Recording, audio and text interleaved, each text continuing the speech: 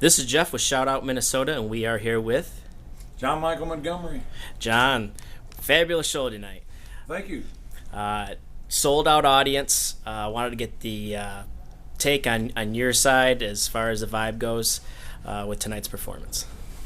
Well, you know, you're always wondering about, especially since most of my hits were back in the 90s, people coming in who all knows the songs, you know. I mean, a lot of people you hope know the songs, but there's some people that probably go, so what did he sing, you know, and stuff like that. So it seemed like tonight all the fans knew, you know, pretty much all the songs that I sang, and that makes it nice because, you know, they enjoy it, I enjoy it, and you know, you don't have there's not crickets after you get done singing. So the crowd was very responsive on every song, which, you know, lets you know it's like, okay, they're fans, and it's but I'm sure there were hopefully some new fans out there that was like, oh yeah, I know that song, that he's the guy that sang that one.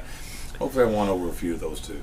Yeah, and different age ranges too. I mean, I've seen some young people and I've seen some old people, and they all had a good time, you know, which is great. Yeah, it's a good diverse group. It's been one of the things that I've noticed that, you know, that you know, I have a really wide range of young and older folks, and you know, it makes it very nice. And I think the songs that I sing, you know, I feel like they're songs that kind of stand the test of time. You know, they could be, even though they were cut 20 years ago, they're still as fun for the younger folks today as they were back then, and timeless kind of matters. Or manner.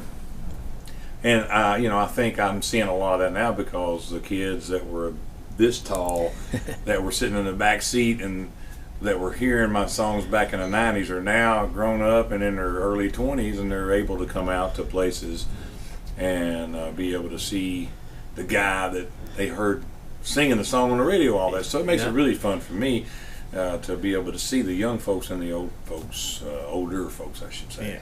It all mixed together. They grow up fast, don't they? I got two teenagers, man, 18, 16. Yeah. Believe me, it goes by quick. So I wanted also to touch base on basically how you got your start in the industry. Well, you know, I grew up in a musical family. My mom played drums and sang. My dad was a lead guitar player and a singer.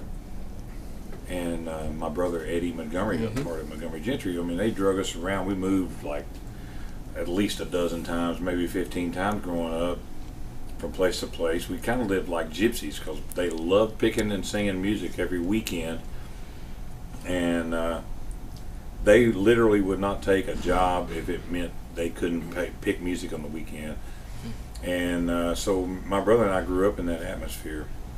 And then we played, you know, we just right out of high school started playing, you know, bars and honky tonks and stuff around central Kentucky. And, you know, my dream was actually, I mean, I was in my early 20s, was to eventually go down to Nashville. I love to write songs and maybe be a good demo singer and meet some people. And if not necessarily to be an artist, but maybe get into the more nuts and bolts part of it, where, you know, meet some producers and songwriters and people like that, and get into some studios and sing some demos and maybe work my way through that like that. But I was lucky enough back in the early 90s, Nashville started reaching out of Nashville and looking for talent, and you know, I had a executive come into Lexington, Kentucky, and I'd been playing a bar there for about 4 years straight. Walked in one night and you know, saw me singing, and I'd been playing bars for about 8 years out of high school before my overnight success happened, you know. Okay. But I was like 25 years old, and it was a dream come true. I still had my doubts even when I cut Life's a Dance. I was like, you know, this can't happen to an old boy like me, you know. I'm just a regular old country boy that likes to sing, you know. You got to be special to be a star, a country music star, or whatever. But it happened.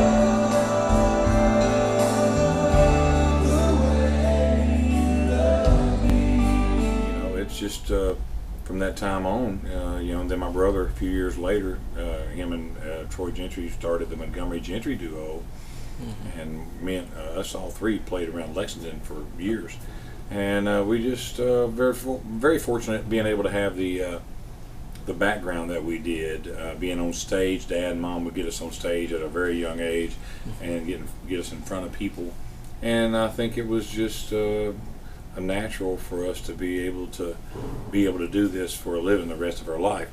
Wouldn't a guarantee, but once we got the opportunity, me and my brother, we live about 30 minutes from each other, and we know how blessed we are. We know that being able to grow up in a musical family, and we're still singing, and and we ain't had to have a real job yet.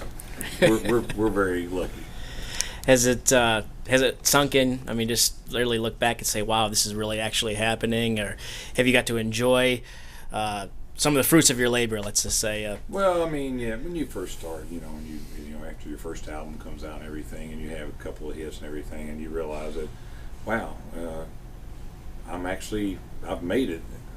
My dream has come true. I've got a hit record. I've got a hit album. I'm not the local singer back home. I'm actually a national singer now, and then you start realizing it then, and of course you stay busy doing shows and doing interviews all the time. At that time and that point, you don't really get a lot of time to actually let it soak in, because when you're having hits and you're new and you're young, you're constantly busy all the time.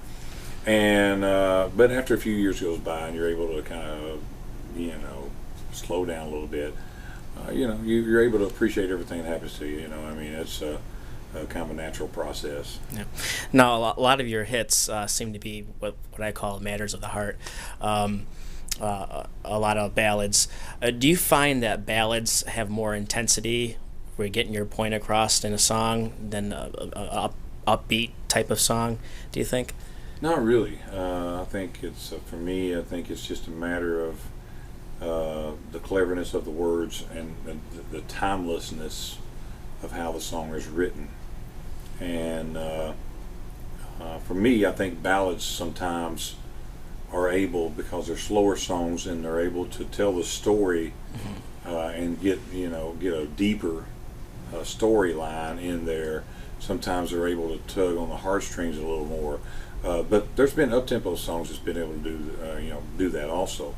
But I think, no doubt about it, the ballads, because of the ability to actually put more words and story into a slower song, you have a chance to get more meat in there, with the words and everything. Right. And for me, like I said, there have been a lot of ballads hits.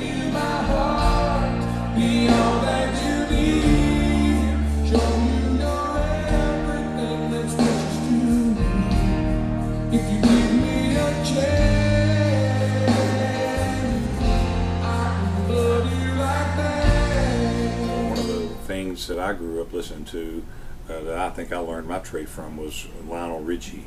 Well, I listened to a lot of Lionel Richie love songs growing up. His stuff is completely timeless, and I think I listened to a lot of country music growing up, but Lionel Richie was me. He was country, and his love songs they weren't country, pop, or R&B or anything. They were a universal love song. It could work anywhere.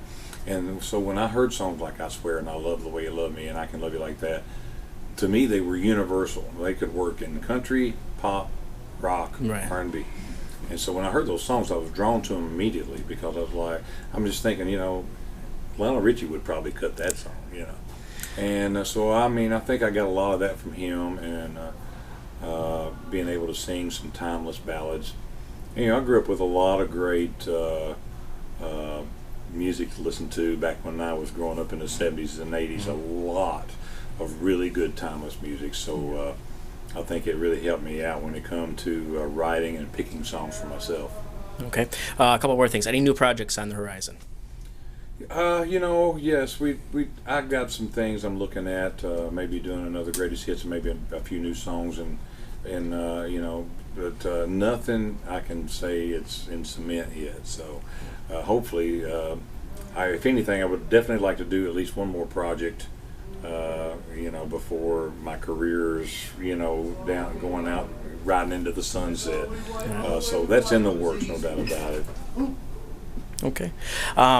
Social media wise, how can they get a hold of you? We're in an age now where social media is a big deal, and fans love the interaction. One thing about me, I've always been a very tech guy. I still love tech, and I love the internet and everything. So, the Facebook, the Twitter, and all this stuff.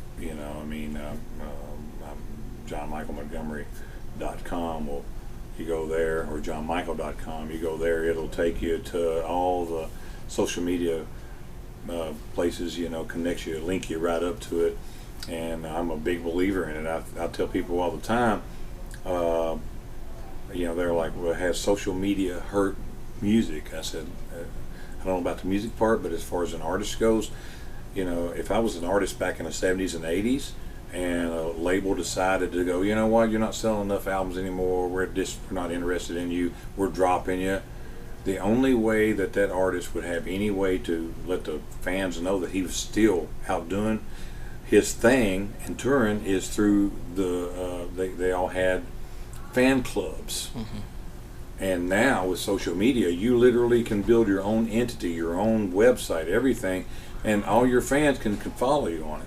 So now you're not lost in the cracks. So, for me, I think it's absolutely great, especially for artists that are not on the major labels and they're not the latest greatest going on anymore. Right. So for me, I'm all over it. All right. Well, we're gonna wrap this up here. Give you one more opportunity to speak to the fans before you go. Absolutely. Shout out Minnesota. I really appreciate your love for country music, and I'm looking forward to being able to come and sing you guys a bunch more songs in the future.